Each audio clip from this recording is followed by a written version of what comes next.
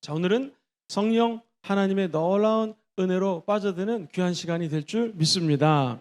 어저께 못 끝내드렸던 성령님의 사역에 대해서 마지막 부분을 좀 정리하고 오늘 드디어 성령의 침례와 성령의 충만에 대한 강의를 하도록 하겠습니다.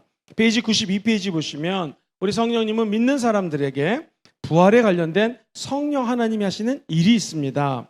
자, 성령님은요 마지막 날에 저와 여러분들의 몸을 일으키십니다. 자, 로마서 8장 23절을 같이 한번 읽어봅니다. 시작. 그뿐 아니라 또한 우리 곧 성령이 처음 익은 열매를 받은 우리까지도 속으로 탄식하여 양자 될 것 곧 우리 몸에 뭐를 기다려요? 속량을 기다리느냐. 우리 예수 그리스도께서 부활하심으로 성령을 보내주셨고 이제 우리 예수님이 다시 재림하실 때에 저와 여러분들은 하나님의 은혜로 말미암아 거룩한 영광의 몸으로 부활한다라는 것입니다. 로마서 8장 11절은요 아예 이렇게 얘기를 합니다. 시작. 예수를 죽인 자 가운데서 살리신 이의 영이 너희 안에 거하시면 그리스도가 예수를 죽인 자 가운데서 살리신 이가 너희 안에 거하시는 그의 영으로 말미암아 너의 죽을 몸도 살리시라. 성령으로 말미암아 저와 여러분들이 죽을 몸도 어떻게 하신다고요? 살린다라는 것입니다. 이 부활에 대한 것은 우리 성도님들이 사실은 이해하기가 어렵습니다. 성도님은 그저 성경 말씀 그대로 믿고 아멘하면 나가는 것이죠. 성령님 어떤 분이신가? 성도들의 죽은 몸을 예수 그리스도와 같이 다시 살려주신다. 몸을 살려주신다. 빌립보서 3장 21절은요 아주 극명하게 이렇게 말씀을 하십니다. 시작. 그는 만물을 자기에게 복종하게 하실 수 있는 자의 역사로 우리의 낮은 몸을 자기 영광의 몸의 형체와 같이 어떻게 돼요? 변화시켜준다. 영광의 형체와 같이 부활할 때 우리의 몸이 속량을 기다리는 하나님의 영으로 말미암아 변화된다는 것입니다. 사실 이게 미래의 일이기 때문에 어떻게 될지는 저도 모르고 우리도 모릅니다. 다만 성경에서는 우리 믿는 사람들이 성령 하나님 때문에 받은 축복이 무엇인가, 예수님이 재림하실 때 또 먼 날 우리의 몸은 다시 영화롭게 된다는 것입니다. 성령님께서는요 죽을 몸의 치료를 통해서 부활을 맛보게 하시기도 합니다. 로마서 8장 11절 아까 보셨던 것처럼 그의 영으로 말미암아 너희의 죽을 몸도 어떻게 해요? 살려줘요. 우리 하나님의 영은 치유돼 주시고 뿐만 아니라 우리 마음속에 있는 모든 상처들과 아픔들과 슬픔들을 먼 날 부활의 기쁨으로 변화시켜 주시는 분이 성령님이신 줄 믿습니다. 자, 이처럼 성령님은 우리 믿는 자들에게 부활의 은혜를 주시는데요. 자, 큰 세 번째로 보혜사로서의 성령님의 역할이 있습니다. 우리의 스승은 누굴까요?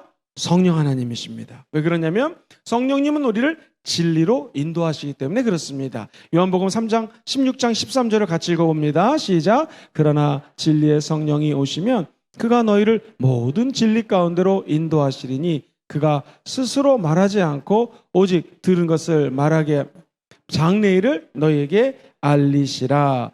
예수 그리스도의 영이 임하면 스스로 말하지 않고 하나님께로 들은 것을 이야기하며 장래일을 어떻게 해요?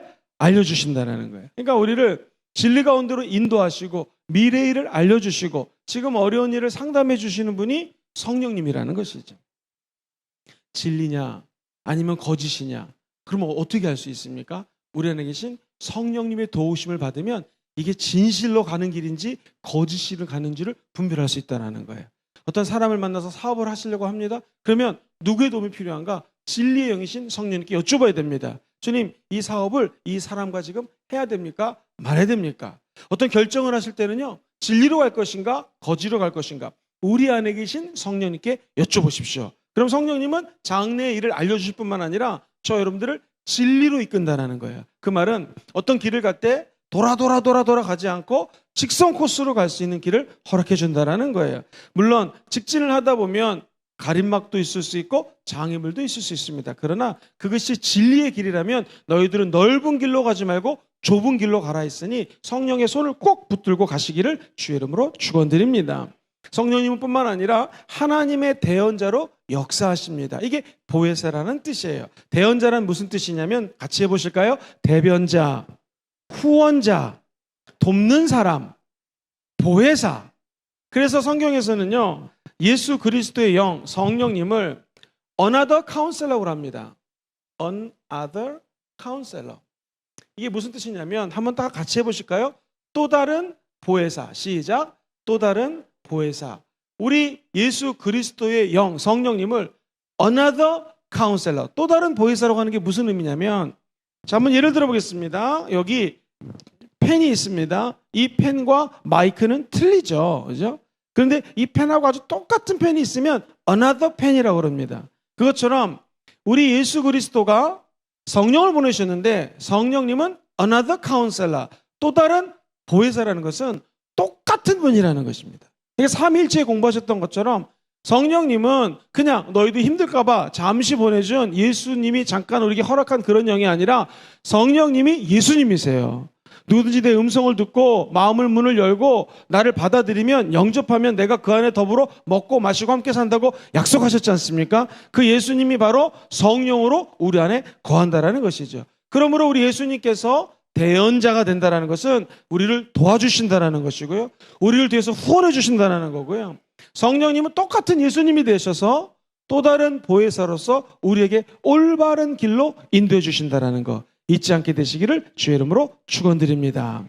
빌립 집사는 성령의 인도하심을 받아서 하나님께서 대언하라 했을 때 이디오피아 여왕의 내시를 만나서 대언합니다. 그때 그 사람이 예수 믿고 구원받는 장면이 성경에 기록되어 있죠. 그렇다면 우리도 예수의 영을 모시고 있는 모든 성도님들은 이제 내일 회사로 출근하시면 또는 삶의 현장에 나갔을 때 내 힘으로 얘기하는 것이 아니라 내 안에 계신 예수님이 저와 여러분들에서 대언하는 은혜가 있기를 주의 이름으로 축원합니다. 그렇다면 당연히 우리 예수 믿는 사람들은 사랑의 말을 하셔야 되고요.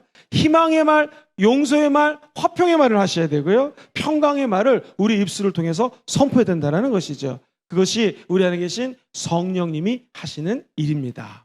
세 번째로 성령님은요, 이루어지지 않는 미래의 일들을 미리 계시해 주십니다. 요한복음 16장 13절을 같이 읽어볼까요? 시작. 그러나 진리의 성령이 오시면 그가 너희를 모든 진리 가운데로 인도하시리니 그가 스스로 말하지 않고 오직 들은 것을 말하며 장래의 일을 너희에게 어떻게 해요? 알려신다는 거예요. 성령님은 개개인의 영적 생활에 풍성한 축복을 계시해 주십니다.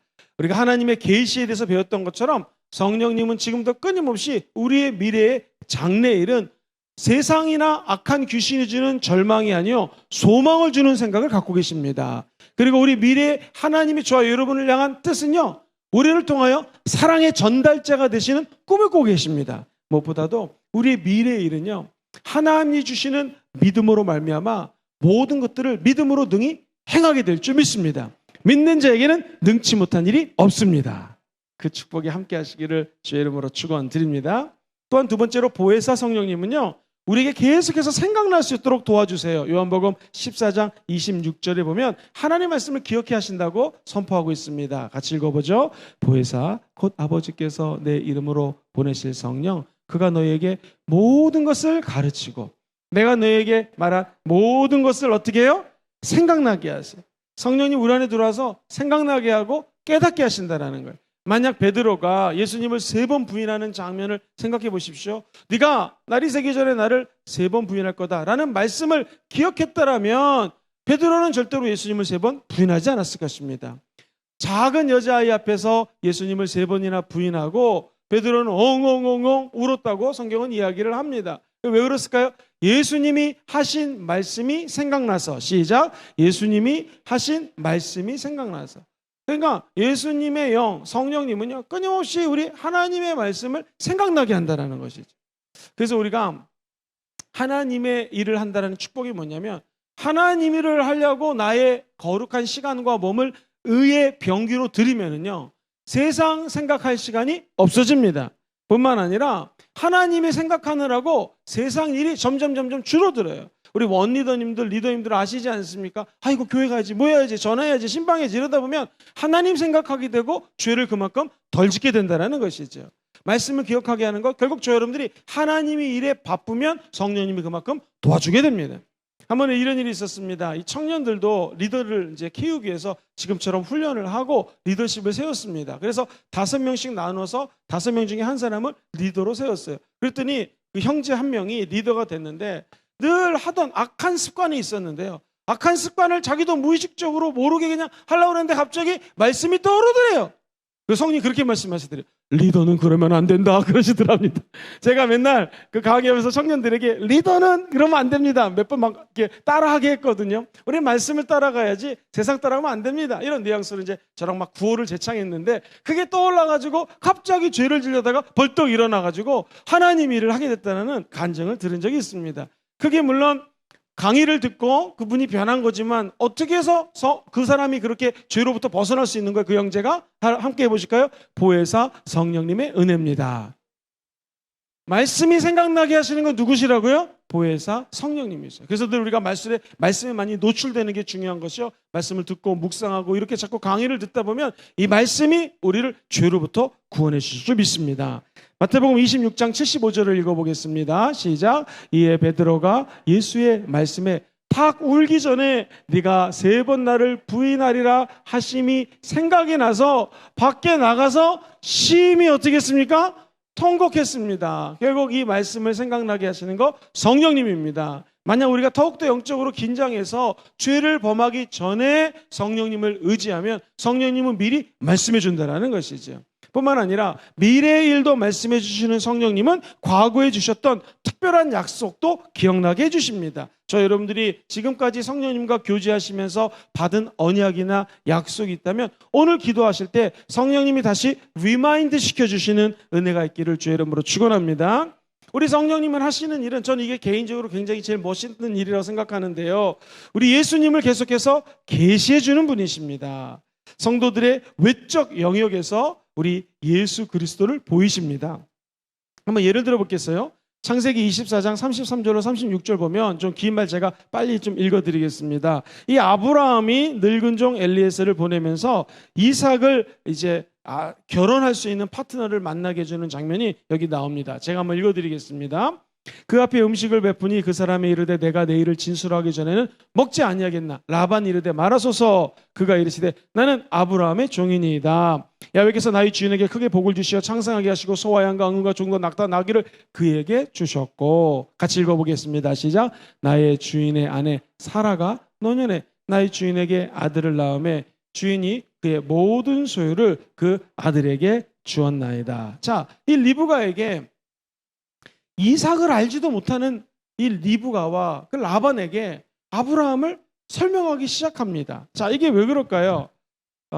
이거는 이제 조영규 목사님의 해석 방법이기도 한데요. 아브라함 있죠? 아브라함의 늙은 종 엘리에셀이 있습니다. 이 엘리에셀이 자, 아브라함의 아들 이름이 누굽니까?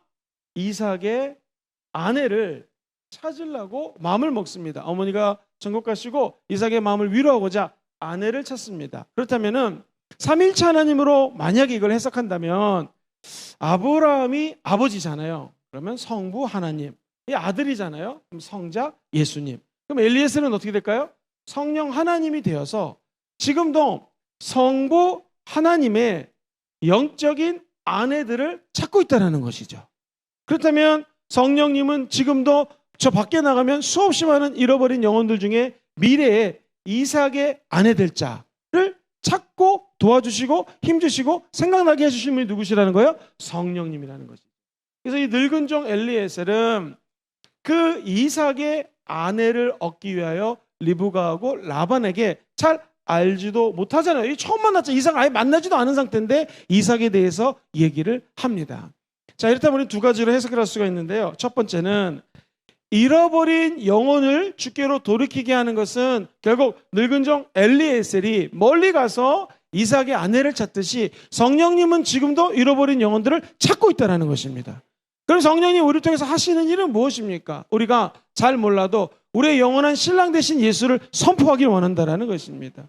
엘리에셀이 이삭에 대해서 쭉 얘기했듯이 우리도 끊임없이 성령을 의지해서 우리의 영적인 신랑 되신 예수님을 높이시고 자랑하고 말씀하는 여러분 되기를 주의 이름으로 축원드립니다. 뿐만 아니라 성령님은 이런 외적으로도 역사하시지만 내적인 성품에서 그리스도를 나타내십니다. 그리고 마지막으로 성령님이 하시는 일 중에서 가장 멋진 일은 저와 여러분들을 예수 그리스도를 예배하게 하신다는 것입니다. 성령님은 결코 자기를 과장하거나 성령님을 드러내지 않습니다. 오히려 성령이 하시는 일은 저와 여러분들이 올바른 예배자로 예수님께 예배하기를 원하고 계시고 도와주신다는 거 잊지 않게 되기를 주의 이름으로 축원드립니다. 이제 교제 14강 성령 침례와 성령 충만으로 갑니다. 이게 너무나 중요해서 사실 이거는 한 학기 동안 강의를 합니다. 그런데 짧은 몇십 분 안에 마무리하는 게 불가능해요. 그러나 최선을 다해서 제가 설명을 할 테니 한번 좀 잘 들어주시기 바랍니다. 이 중생이라는 것에 대해서 같이 공부를 했습니다. 중생은 born again, 다시 거듭난다, 다시 태어나는 게 중생입니다. 아까 성부 하나님이 성자 예수님을 이 땅에 보내주셨고 성령의 도우심으로 저 여러분들이 영적인 신부가 되었다라는 것은 중생했다, 예수 믿고 구원받아 천국 간다 믿으면 아멘 해볼까요? 이거 어떻게 되냐면 복음의 메시지를 누군가가 전했다라는 거예요. 그 방법은 누군가가 예수를 전했고 예수를 저와 여러분들이 구세주로 영접했다라는 것입니다. 그래서 메시지를 믿는 것, 누구든지 예수를 영접하려면 마음으로 믿어 의에 이르고, 시작, 마음으로 믿어 의에 이르고, 그 다음에 뭡니까? 입술로 시인해서 구원을 받는 것이죠. 그럼 이제 중생 얻는 것이거든요. 그러면 중생의 결과는 무엇입니까? 저와 여러분들이 하나님의 자녀가 됩니다. 중생한 사람들은요, 이제 하나님의 아들과 딸로서 마음속에 확신이 있어요. 그것은 하나님의 성품에 참여하게 됩니다. 시작, 하나님의 성품에 참여하게 돼요. 아들이 당연히 아빠를 닮아가죠. 자녀는 부모를 닮아가게 되어 있습니다. 하나님의 자녀가 되었다면 우리도 하나님을 닮아가게 된다는 것이죠. 하나님을 닮아가면 닮아갈수록 같이 해보실까요? 죄와 세상에서 승리하게 됩니다. 시작, 죄와 세상에서 승리합니다. 죄도 사탄이 주는 것이요, 세상도 사탄이 지배한다고 말씀드렸습니다. 이거를 승리할 수 있는 유일한 방법은 하나님의 자녀된 저와 여러분들에게 하나님의 자녀의 권세를 줬다라는 거예요. 이게 뭐라고요? 중생입니다. 중생. 그런데 이 중생과 성령 침례는요, 틀립니다. 구별됩니다. 자, 그것을 먼저 우리 교지에서는 이렇게 얘기를 하는데요. 성령 침례에 대해서 95페이지 중간에 같이 한번 읽어볼게요. 성령 침례는, 시작, 성령 침례는 성령의 역사하심에 의해 첫 번째로 그 안에 어떻게 하는 거예요? 완전히 잠기는 것. 두 번째는요, 중생 이후에 일어나는 제2의 뭐예요? 체험이라는 거예요. 중생을 먼저 체험하고 두 번째로 체험하는 것이 성령 침례다. 세 번째, 성령 침례에 의해서 복음을 증거하는 뭘 부여받아요? 능력을 부여받는다. 네 번째, 신앙생활을 승리하는 역동적인 삶을 살게 된다. 그러니까 이 성령 침례는 중요하다, 안 중요하다? 중요하다는 것이죠. 그래서 모든 성도는 성령 침례를 한번 체험해야 된다는 것입니다. 정리하면 저를 보시겠습니까? 제가 만약에 물속으로 퐁당 빠지면 전 보이지 않고 물만 보일 겁니다. 그것처럼 저 여러분들이 성령님의 강수로 퐁당 빠져 들어가는 것, 이게 성령 침례입니다. 자, 그리고 난 다음에 빠지면 죽는 것이 아니라 오히려 새로운 복음을 증거할 수 있는 능력을 얻어요. 이것은 예수 믿고 구원받은 것과는 별개의 개념이에요. 그래서 신학을 하는 사람들은 성령 침례는 중생과 구별되는 하나님 주시는 제2의 체험이다라고 정의를 합니다. understand, 모른다스탠드. understand. 어렵지가 않죠? 쉽게 얘기하면 구원받고 또 다른 체험이 필요한데 그것이 성령 침례다. 좀 구체적으로 알아보겠습니다. 95페이지 가로친 1번을 보시면 성령 침례랑 구별해야 될 내용 중에 첫 번째, 성령 침례는 중생이 아니다. 사도들, 예수님의 제자들 이미 예수님 따라다니면서 구원을 받았습니다. 대표적인 게 누가복음 10장 20절 같이 읽어볼게요. 시작. 그러나 귀신들이 너희들에게 항복하는 것으로 기뻐하지 말고 너의 이름이 하늘에 기록된 것으로 기뻐하라. 자, 이 말은 무엇입니까? 예수님 저희가 귀신 쫓아냈는데요, 할렐루야 너무나 기쁩니다. 그랬더니 예수님께서 하시는 말씀이 너희들과 귀신 떠난 거 가지 말고 기뻐하지 말고 너의 이름이 하나님의 생명책에 기록된 것을 기뻐하라. 우리도 기도하다 보면 귀신이 떠나갑니다. 기적도 일어납니다. 치유도 일어납니다. 이거보다 더 기쁜 게 뭐예요? 저희들이 천국 가는 게 더 기쁜 거라는. 그러니까 제자들은 이미 예수님 따라다닐 때 제자들을 천국의 이름을 새겨놨다. 이 말은 구원을 받았다라는 것입니다. 하나만 더 볼까요? 누가복음 24장 29절에 보면 시작. 그들이 강권하여 이르되 우리와 함께 유하사 때가 저물어 가고 날이 이미 기울었나다 하니 이에 그들과 함께 유하러 들어가시니라. 자, 그 다음에요. 또 하나 읽어보겠는데요. 자, 사도행전 2장 1절로 4절 보겠습니다. 시작. 오순절 날이 이미 그들이 다 같이 한 곳에 모였더니 호련히 하늘로부터 급하고 강한 바람 같은 소리가 있어 그들이 앉은 온 집에 가득하며 마치 불의 혀같이 갈라지는 것들이 각 사람이 하나씩 임하였더니 그들이 다 성령의 충만함을 받고 성령의 말하게 하심을 따라 다른 언어들로 말하기 시작했습니다. 자, 예수를 따라다니던 자들이 모든 제자들이 이미 구원을 받았어요. 근데 우리 예수님은 승천하시면서 제자들에게 이야기합니다. 너는 예루살렘을 떠나지 말고 아버지의 약속하신 것을 기다리라. 아버지 약속한 것이 무엇입니까? 성령이에요. 그러니까 예수 그리스도의 제자들이 예수님의 말씀을 따라 기도하자 10일째 되는 날 성령님이 강림하게 됩니다. 이것은 뭘 상징해요? 예수 믿는 중생과 구원받는 것과 성령 침례, 성령의 충만한 첫 번째 증거가 나타나는 장면하고는 구별이 된다 안 된다? 된다라는 것이죠. 사마리아인들도 빌립 집사님이 복음을 증거하자 예수를 믿었습니다. 그런데 나중에 성령 침례 받는 장면이 나옵니다. 자, 바울에 대해서 한번 적용해 볼까요? 바울도 다메섹 도상에서 예수님을 만나서 구주를 영접하고 변화됐습니다. 그런데 아나니아라고 하는 하나님의 종이 안수하자 바울의 눈에서 비늘 같은 것이 벗겨지면서 방언을 말하고 하나님을 찬미하고 성령 침례를 받게 됩니다. 우리도 그렇다면 너희가 믿었을 때 성령을 받았느냐? 그랬더니 그들은 성령 침례 모른다고 그랬거든요. 바로 바울이 에베소 성도에게 물어봤습니다. 한번 따라해 볼까요? 너희가 믿을 때 성령을 받았느냐? 우리 성령 침례 모릅니다. 그랬어요. 근데 안수하자 성령의 침례가 임하게 됩니다. 그것이 사도행전 19장 2절 이하에 나와요. 좀 시간이 없어도 이건 읽어보겠습니다. 시작. 이르되 너희가 믿을 때 성령을 받았느냐? 이르되 아니라 우리는 성령이 계심도 듣지 못했습니다. 3절. 바울이 이르되 그럼 너희가 무슨 침례를 받았느냐? 대답하되 요한의 침례니라. 바울이 이르되 요한이 회개의 침례를 베풀며 백성에게 말하되 내 뒤에 오시는 이를 믿으라 하였으니 이는 곧 예수라 하거늘 그들이 듣고 주 예수의 이름으로 침례를 받으니 바울이 그들에게 안수하며 그 다음이 중요해요. 성령이 그들에게 임하심으로 방언도 하고 예언도 하니 몇 사람? 12사람. 그렇구나. 너희가 믿을 때 성령을 받았느냐? 성령 몰라요. 그냥 물침례만 받았습니다. 물침례에서만 들었습니다.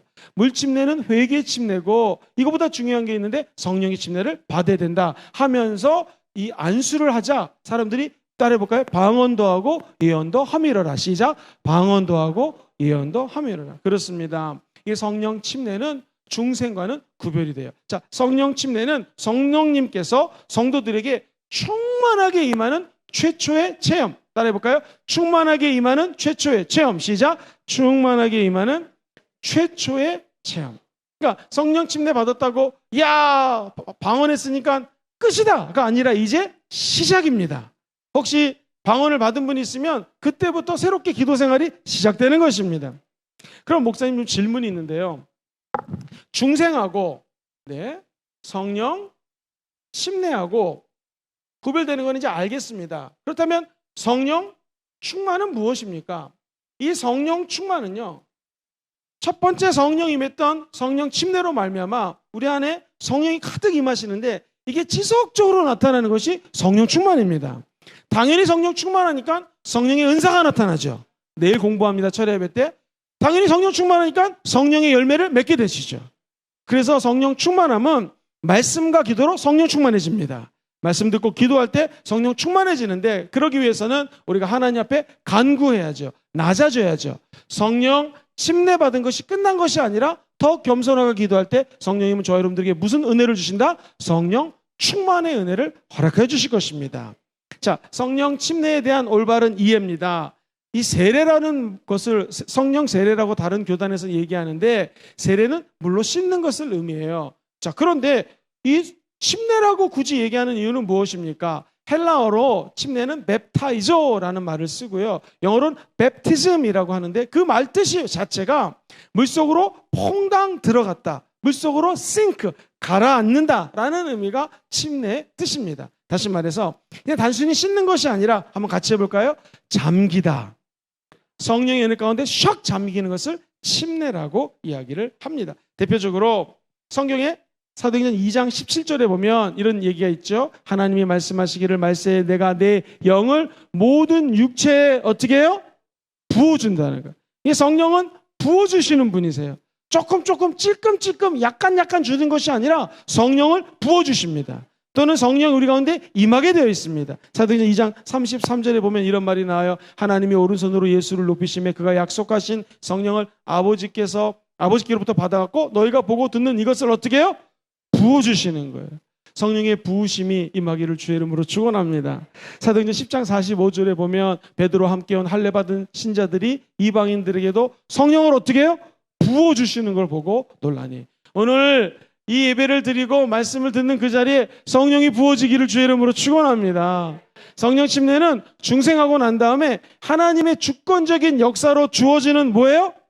선물이에요. 선물. 하나님 우리에게 은혜로 선물을 줘요. 두 번째, 성령 침례는 하나님 아버지의 약속입니다. 자, 누가복음 24장 49절만 읽어볼까요? 시작. 볼지어다 내가 내 아버지께로부터 약속하신 것을 너희에게 보내리니 너희는 위로부터 능력으로 입혀질 때까지 이 성에 머물라. 자, 하나님 아버지께로 약속하신 건 누구예요? 성령이죠. 근데 그분이 너희는 위로부터 성령의 능력이 입혀질 때까지 이 성에 머물라. 즉 성령 임하시면 너희가 권능을 받는다 그랬죠. 그 권능 주신 분은 아버지 하나님이신데 아버지의 약속하신 것이 성령의 능력이요 성령의 권능이라는 거예요. 그게 물 침례 받을 때 말고 성령 침례 받을 때 우리 가운데 생겨난다는 거예요. 실제로 성령 침례 받으면요 담대해집니다. 예수 믿으세요. 못했던 사람도요 예수 믿으세요 막 이럽니다. 제가 아는 청년은 지금 탤런트인데 아주 잘생긴 청년이 있었어요. 그전까지 막 여성스러워가지고 얘가 예수 믿으란 말 못합니다. 부끄럼 타고 막 그런 친구예요. 근데 이게 수련회 갔다 와서 성령의 불을 받고 난 다음부터는요 시내 한복판에 나와가지고 그 브리스벤 시티 앞에 큰 시계가 있거든요. 지나가는 사람들이 예수 믿으라고 그러고요. 막 예수 믿는 거 어떻게 믿는지 설명해 주고요. 한국말 영어를 잘하니까 막 예수 믿으라고 영어로 한국말로 전도하던 장면이 지금도 제 눈에 선합니다. 차이가 무엇입니까? 성령의 불을 받고 침례를 받으면 사람이 변화되게 됩니다. 아버지 약속하신 것은 곧 성령님이 부어주시는 능력이기 때문에 그렇습니다. 성령 침례는 그렇기 때문에 아버지 하나님과 아들 예수님의 선물이다라고 이야기를 할 수 있습니다. 오늘 선물을 다 받게 되기를 주의 이름으로 축복합니다. 집사님, 제가 선물 하나 드릴게요. 저는 선물 받을 자격이 안 돼요. 얼마나 죄인인데요. 제가 어떻게 장로님 주시는 선물을 받을 수 있습니까? 이러면 선물 못 받습니다. 주시면 아멘으로 받으면 내 것이 됩니다. 방언도 마찬가지입니다. 아멘하고 입을 열어 기도하면 그것이 내 것으로 받을 수 있다는 것이죠. 사도행전 5장 32절 선물에 대해서 이렇게 얘기해요. 시작. 우리는 이 일의 증인이요 하나님이 자기에게 순종하는 사람들에게 주신 성령도 그리다. 성령 받기 원하시면 아멘 해볼까요? 순종해서 기도하면 선물을 주신다라는 것이죠. 뿐만 아니라 이 성령 침례가 중요한 것은 예수님의 명령이기 때문에 그렇습니다. 사도행전 1장 4절 큰 소리 읽어봅시다. 사도와 함께 모이사 그들에게 분부하여 이르시되 예루살렘을 떠나지 말고 내게서 들은 바 아버지께서 약속하신 것을 기다리라. 예수 그리스도의 명령입니다. 기다릴 때 그냥 누워서 기다리는 것이 아니라 기도하라는 것이죠. 그때 성령이 임하게 되었습니다. 그렇다면 우리 순복음 교회에서는 이 성령 침례를 왜 이렇게 강조하십니까? 그 중요성이 무엇입니까? 궁금하시죠? 몇 가지로 요약해 드립니다. 첫 번째, 다른 거 다 필요 없습니다. 예수님의 증인 되기 위한 뭘 갖기 위해서요? 능력 받기 위해서 그렇습니다. 예를 들어 보겠습니다.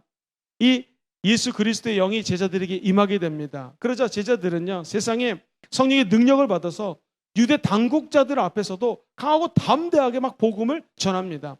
유대 당국자란 건 뭐냐면 사내들인 공회의원을 얘기하는데요.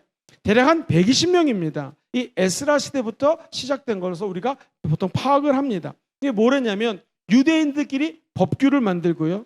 그리고 법을 공포하고요.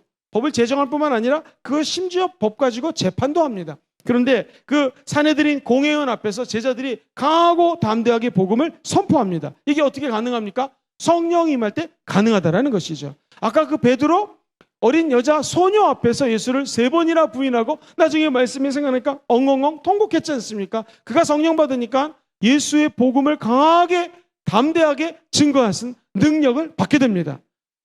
그러자 3,000명이 회개하고 예수 앞에 나오게 되는 것이죠. 우리들도 이런 능력이 임했으면 참 좋겠습니다. 그래서 성령 침례를 받으라는 것이죠. 뿐만 아니라 두 번째로 영적 전쟁은 예수 믿으면 싫든 좋든 하게 되어 있습니다. 이 영적 전쟁을 위해서 우리는 능력이 필요한데 성령 침례를 받으면 이 능력을 받게 된다는 것이죠. 영적 전쟁에서 가장 큰 영적 전쟁이 무엇입니까? 미워하는 사람을 용서하는 것. 이게 영적 전쟁입니다. 성령 충만하지 않으면 미워하는 사람이 지속적으로 미워져요. 근데 성령이 은혜를 주시면 미워하는 사람까지도 용서할 수 있어요. 그 영적으로 해석하면, 바꿔 얘기하면 사탄은요, 끊임없이 사람을 미워하게 합니다. 특별히 내 주변에 있는 사람들을 그렇게 미워하게 해요. 영적 전쟁이 무엇인가? 이 미움과의 싸움입니다. 이 미워하는 사람들을 용서하는 것입니다. 이게 사람의 힘으로 되든가요? 안 됩니다. 성령이 임해야 영적 전쟁에 승리하게 되어 있습니다.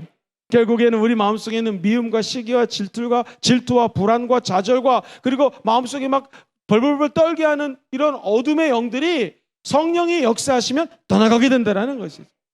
어떤 분이 그런 얘기를 하시더라고요. 사업하시는 분인데 성령 침례를 받고 보니 손님이 와가지고 물건을 만지작 그러고 안상하면 그렇게 재수 없더래요. 그렇게 싫더랍니다. 얼마나 얄밉겠습니까? 사지도 않으면서 물건을 만지니까. 그런데 성령을 받고 보니까 만져주는 것도 고맙더랍니다. 와가지고 그냥 이 가게 안에 들어온 것만 해도 너무나 고맙더라는 거예요. 그러니까 어저께는 와서 만지작 그러면 속으로 너무나 싫었는데 아니면 너무나 감사해가지고 좀 더 보고 가시죠. 그랬더니 그 사람이 놀래더래요. 근데 얼떨결에 물건을 하나 사가지고 가더랍니다.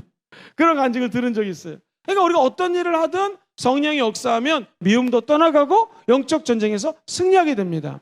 아내와 남편과 아내, 부모와 자식도 마찬가지죠. 마귀는 끊임없이 미워하라는 거예요. 짜증나게 하라는 거예요. 세상 사람들이 얘기하는 것처럼 아우 정말 속상해 막 이렇게 얘기하라는 것입니다. 그런데 성령이 역사하시면 그 단점까지도 사랑할 수 있는 은혜를 체험하게 될 것입니다.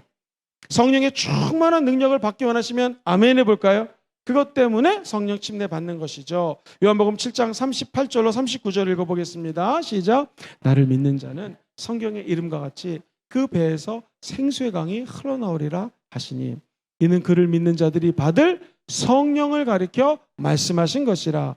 예수께서 아직 영광을 받지 않으셨으므로 성령이 아직 그들에게 자, 이게 뭐냐면 아직 십자가 사건이 일어나지 않았습니다. 예수께서 영광을 받지 않으셨다는 것은 아직 예수님이 십자가에서 죽고 부활하지 않았어요. 그러니까 예수님이 지금 현재 공생의 기간입니다. 그래서 성령을 받으면 배에서 생수가 흘러넘쳐 나올 것이다. 그런데 내가 아직 공생의 기간이고 죽고 부활하지 않았기 때문에 성령이 지금 아직 임하지는 않았지만 너희들이 성령이 임하면 배에서 생명의 강수가 넘쳐 흘러다 보니 미워하는 마음이 요만큼 있다면 성령의 강수가 이만큼 넘치면 미워하는 마음을 없애버리지 않겠습니까? 전도를 해야 되는데 전도할 수 있는 능력이 내가 요만큼밖에 없어요. 근데 성령의 생수가 넘치게 되면 이만큼 넘치면 그 능력으로 전도하게 된다는 것이죠. 그 전도할 수 있는 능력, 사랑할 수 있는 능력, 그리고 무엇보다도 포근히 안아줄 수 있는 영적인 거룩한 파워가 성령 안에 잠길 때에 가능하게 된다는 것이죠.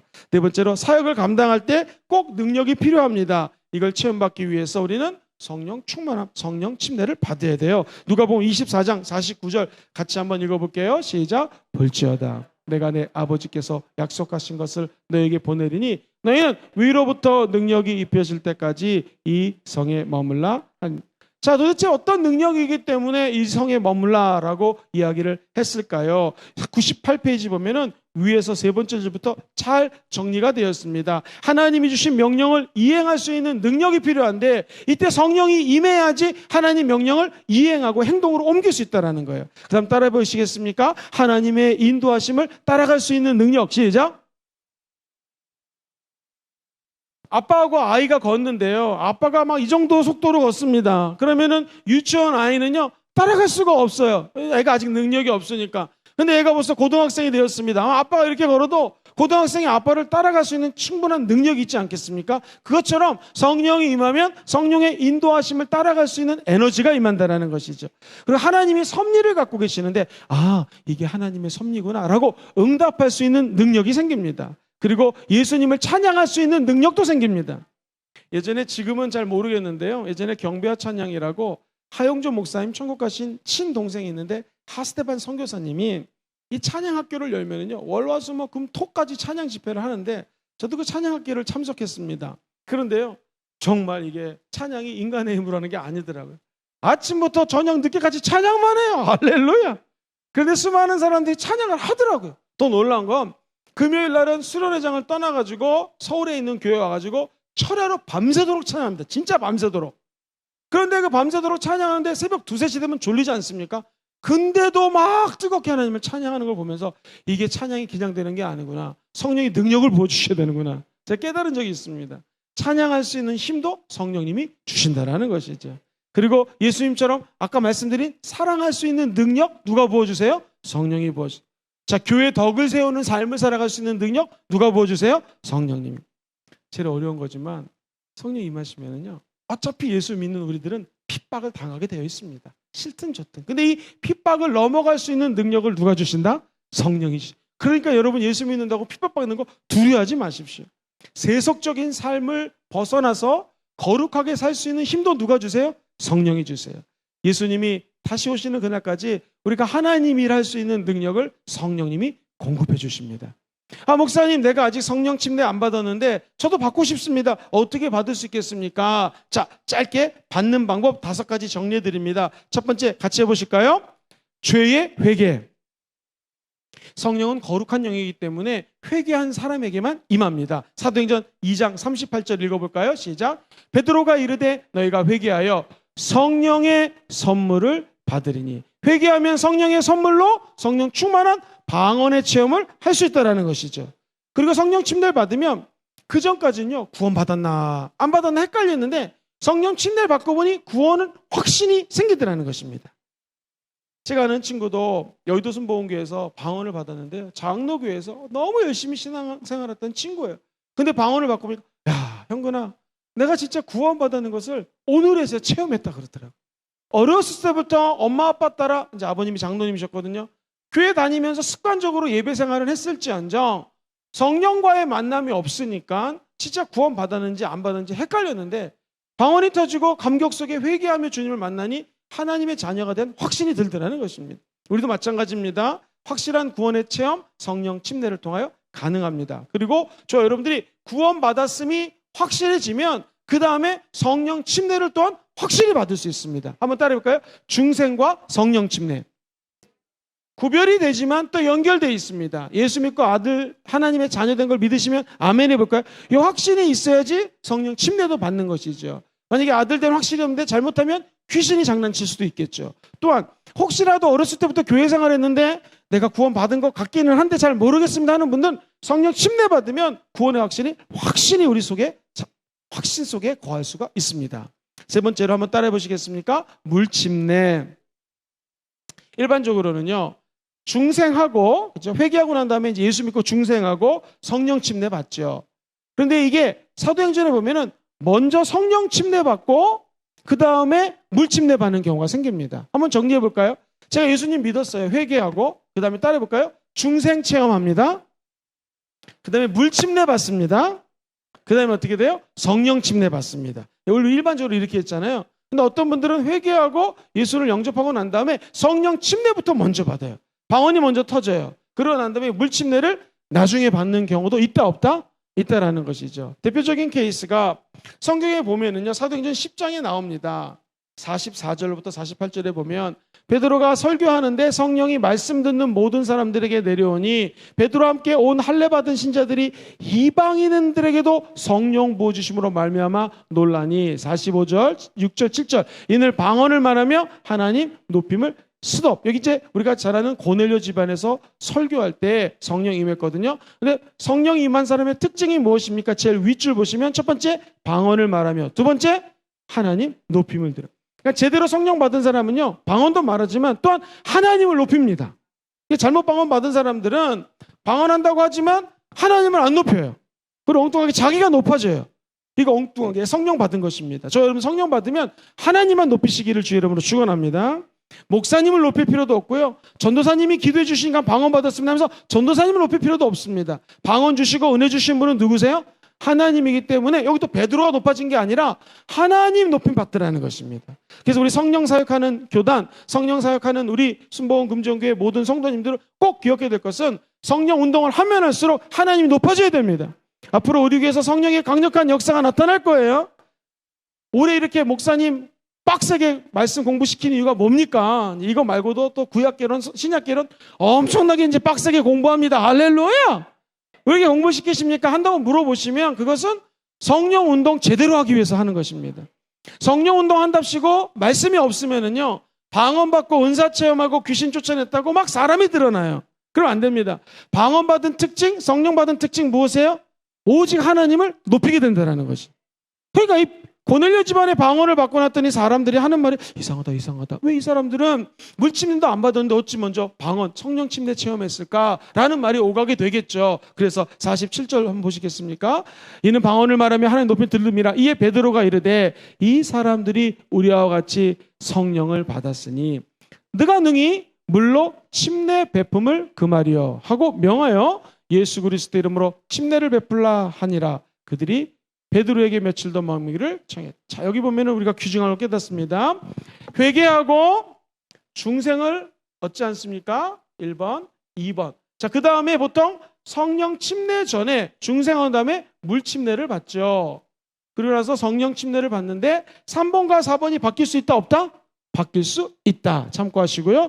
우리 교회에서는 매년 8월경에 물침례를 주는데 혹시 성령 침례를 먼저 받으신 분은 상관없습니다. 나중에 따로 물침례를 받으셔도 전혀 괜찮습니다. 또한 성령 침례를 받기 원하시는 분들은요, 간절한 갈망이 있어야 돼요. 마태복음 5장 6절 한번 읽어볼게요. 시작. 의에 줄이고 목마른 자는 복이 있나니 그들이 어떻게 될 거예요? 배부를 것이다. 마지막으로 성령 침례 받기 원하시는 분들은요, 헌신의 자세가 있어야 됩니다. 다시 말해서 내 의지를 내려놓고 하나님의 의지로 뒤엎임을 받을 수 있도록 하나님께 헌신하는 마음이 필요합니다. 내 마음과 몸을 주께 드리는 마음이 있으면 주님은 우리를 용서하시고 성령으로 침례를 베풀어 주실 것입니다. 자, 목사님 알겠습니다. 성령 침례가 그런 의미인데 이제 성령 충만에 대해서 좀 알기 원합니다. 성령 침례는 따라해볼까요? 일회적 사건. 첫 번 경험하는 게 성령 침례예요. 방언 처음에 받는 거는 한 번이죠. 근데 성령 충만은 한번 어려운 말이지만 따라해보시겠습니까? 지속적인 사건. 시작. 성령 침례, 방언 터지고 은혜 체험하고 은사 체험하고 난 다음에는요, 그것이 지속적으로 연결될 수 있도록 성령의 충만함을 받아야 됩니다. 그래서 우리가 잘 아는 에베소서 5장 18절에도 술맛 출취하지 말라. 이는 방탕한 것이니 너희는 오직 성령으로 충만함을 받으라. 이 말은요, 지속해서 계속해서 항상 성령의 충만함을 받으라라는 거예요. 안 그러면 술 친구가 전화 오면 교회 가서 예배 드리는 것보다 술 먹는 게 더 재밌거든요. 가게 되는 거죠. 그런데 성령으로 지속적으로 충만하면 어느덧 술 친구 만나 술 먹는 것보다 아무리 전화 받아도 교회에 가서 예배 드리고 기도하는 게 더 즐겁게 되는 것이죠. 이게 성령 충만한 받은 자들의 은혜요, 축복이라는 것입니다. 성령 충만함을 지속적으로 언제까지? 천국 갈 때까지 받게 되기를 주의 이름으로 축원드립니다. 이 성령 충만 우리 순복음에서 많이 강조하는데 목사님 왜 필요합니까? 99페이지 밑에서 10번째 줄 보시면 가로친 1번, 세상으로부터 자기의 뭐를 지킬 수 있도록? 믿음을 지킨다라는 거예요. 왜 성령 충만 필요한가? 이게 제일 중요해요. 세상 친구들 세상의 바람이 얼마나 세게 보입니까? 여기 믿음 지키려면 성령 충만함 받아야 됩니다. 그리고 두 번째로는요, 성령 충만을 지속적으로 받아야지만 사탄과 영적 싸움에 지속적으로 승리합니다. 아까 성령 침례 받으면 한꺼번에 엄청난 능력을 받아요. 그런데 그 능력이 계속 지속되지 않습니다. 건전지가 충전하지 않으면 배터리 건전지의 생명을 잃듯이 우리도 지속적으로 충전을 해야 돼요. 그것이 바로 성령의 충만함입니다. 핸드폰 계속 쓰면은 핸드폰 건전지가 다 닳지 않습니까? 충전하면 다시 채워지듯이 우리도 하나님 생활하면서 이렇게 말씀으로 충전을 받아야 될 때가 필요합니다. 또 기도해서 뜨거운 성령을 불같이 체험할 때도 필요합니다. 성경에 보면은 성령 충만할 때 이런 일이 벌어져요. 사도행전 13장 9절로 10절에 보면은요, 바울이 구브로 섬에 도착했는데요, 총독 서기오가 바울이 복음 막 전하고 있는데요, 박수무당 이름이 엘루마예요. 엘루마, 이 마귀 같죠 이름이. 엘루마가 갖고 막 방해를 합니다. 그랬더니 9절에 봅시다. 시작. 바울이라고 하는 사울이 성령이 충만하여 그를 주목하고 이르되 모짓 거짓과 악행이 가득한 자여 마귀의 자식이여 모든 의의 원수여 주의 바른 길을 굽게 하기를 그치지 아니하겠느냐라고 선포하니까 악한 귀신이 떠나가더라는 것입니다. 저 여러분들이 하나님 믿고 주의 일을 하는데 하나님의 길을 가는데 방해하는 것들 성령 충만하면 떨어져 나가게 되어 있습니다. 그 은혜가 함께 하시기를 주의 이름으로 축원드립니다. 그리고 성도가 마음의 담대함과 능력을 소유하기 위해서 성령 충만은 꼭 필요합니다. 사도행전 4장 18절 읽어봐요. 그들을 불러 경고하여 도무지 예수 이름으로 말하지도 말고 가르치지도 말라 하니, 복음을 증거할 때에 너무나 담대하게 이야기하니까 그 당시에 유대 지도자들이 사도들을 불러가지고 제발 좀 복음 좀 증거하지 말라라고 얘기합니다. 왜? 너무나 담대함과 능력이 임하기 때문에 그래요. 사랑하는 성도님들, 세상에서는 저와 여러분들이 환난을 당합니다. 핍박도 당합니다. 어려움도 처합니다. 그러나 담대하라, 내가 세상을 이겼노라 하신 예수님이 함께 있기 때문에 우리 성령 충만하면 예수님의 능력으로 강하고 담대할 수 있습니다. 그래서 네 번째로, 복음 전파에 따르는 핍박이 다가옵니다. 그런데 우리는 이것을 극복할 수 있는 힘을 예수님의 영, 성령으로부터 공급받게 됩니다.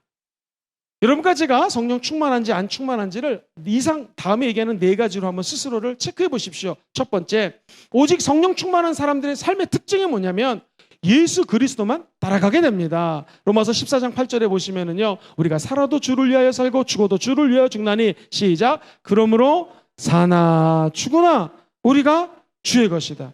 그냥 죽든지 살든지 있든지 없든지 깜깜하든지 화나든지 일이 잘 되든지 안 되든지 오직 감사하며 그냥 따라가게 돼요. 이게 성령 충만한 사람의 삶의 태도입니다.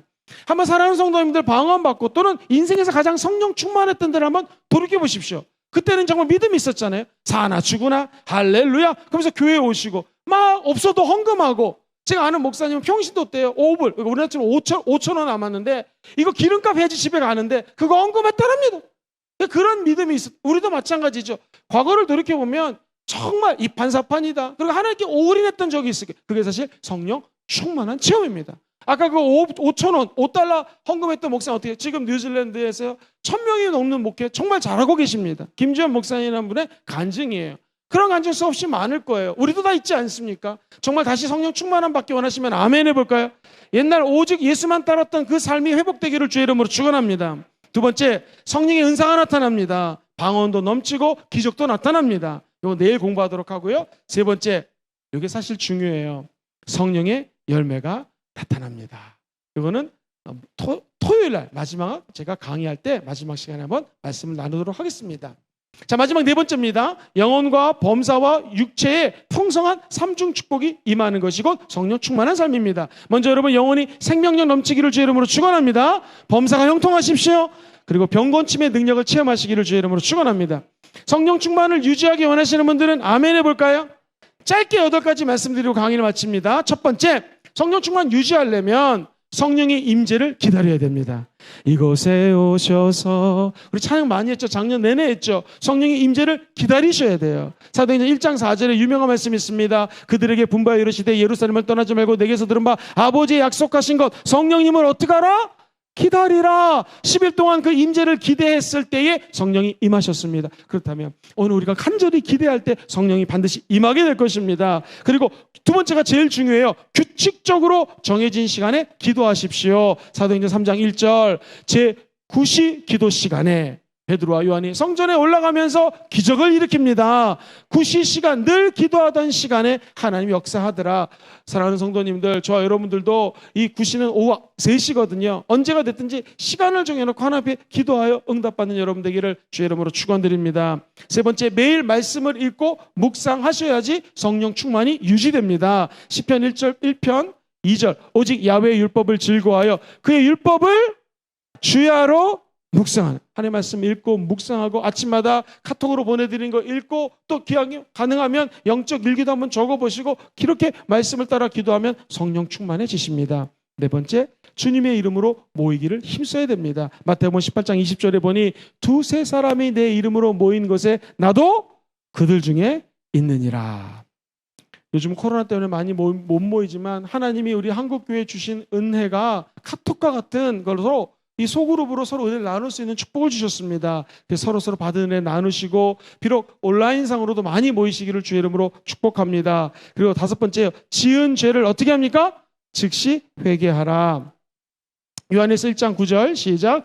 만일 우리가 우리의 죄를 자백하면 그는 미쁘시고 의로우사 우리의 죄를 사하시며 우리를 모든 불의에서 깨끗하게 하실 것이요. 회개하면 주님이 용서해 주십니다. 자, 6번인데요. 우리의 몸을 예수 그리스도의 영이 계신 성전이기 때문에 어떻게 된다? 더럽히면 안 된다. 고린도전서 3장 16, 17절 시작. 너희는 너희가 하나님의 성전인 것과 하나님의 성령이 너희 안에 거하신 것을 알지 못하느냐. 누구든지 하나님의 성전을 더럽히면 하나님이 그 사람을 멸하리라. 하나님의 성전은 거룩하니 너희도 그러하니라. 많은 분들이 잘못 생각하는 것이 우리의 몸이 성전인데 이것을 마구마구 사용하는 경우가 참 많습니다. 여러분의 몸은 성령이 거하는 성전이십니다. 더럽히시면 안 된다는 것이죠. 7번째, 절대로 여러분 성령님을 모독하지 마십시오. 성령을 소멸시키면 안 됩니다. 누가복음 12장 10절에 누구든지 말로 인자를 거역하면 용서함을 받겠지만, 다음 시작, 성령을 모독하는 자는 죄 사함을 받지 못한다. 성령 모독하면 사함을 못 받아요. 그러므로 절대로 성령을 모독하면 안 됩니다. 심지어 성령을 소멸시키면 안 돼요. 데살로니가전서 5장 19절 얘기합니다. 성령을 소멸하지 말아라. 그리고 마지막 8번째입니다. 시작. 교회를 위해 헌신하고 봉사하며 복음을 전하고 가르친다. 디모데후서 4장 2절 같이 한번 마지막으로 읽어봅니다. 시작. 너는 말씀을 전파하라. 때를 얻든지 못 얻든지 항상 힘쓰라. 범사에 오래 참음과 가르침으로 경책하며 경계하며 견하라.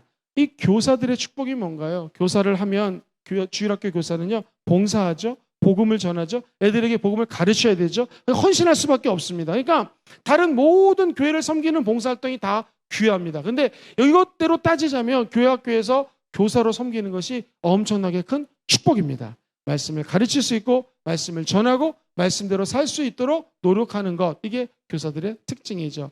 혹시 이 강의를 듣다가 감동받는 분들은 다음 세대를 위하여 교사로, 또 청년들을 위해서 헌신하는 분 있으면 언제든지 전화 교육제도에 얘기해 주시면 다음 세대를 세우는데 우리 귀한 어르신들이 쓰임받게 되기를 주의 이름으로 축원드립니다.